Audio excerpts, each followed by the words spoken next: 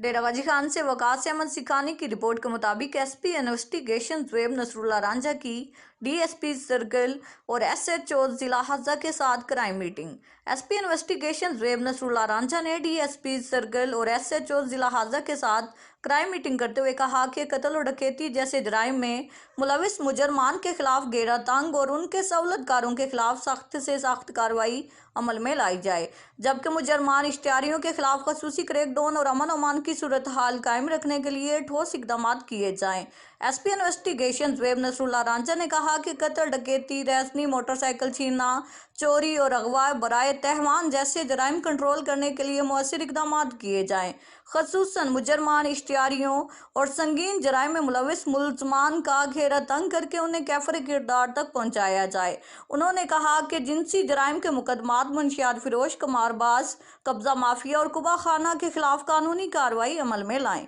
क्योंकि ये मशरती बुराइयां हैं और आप अपने फ़राइज़ की अदायगी इंतहाई मेहनत और जान फशानी से सर अंजाम देते हुए अवामुन्नास की जानो माल की हिफाजत को यकीनी बनाएं और अवामी मसाइल ईमानदारी और इंसाफ के तकाजे पूरे करते हुए फौरी हल किए जाएं। एसपी इन्वेस्टिगेशन ज़ुएब नसरुल्लाह रांझा ने एसएचओज और सर्कल पुलिस अफसरान को खसूसी हदायत जारी करते हुए कहा कि सिक्योरिटी इंतजामात इंतहाई सख्त से सख्त किए जाएं, मुल्क दुश्मन अनासिर, शरपसंदों और तखरीबकारों पर कड़ी नज़र रखी जाए।